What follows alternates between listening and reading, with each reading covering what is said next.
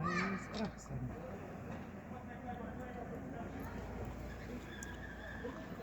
Kako će se sad vratiti?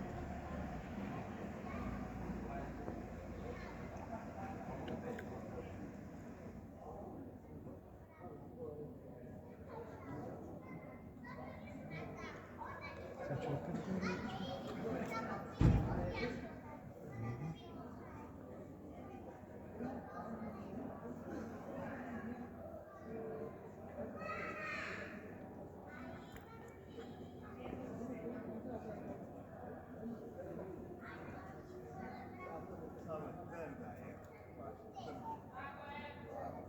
Dobro je, dobro je.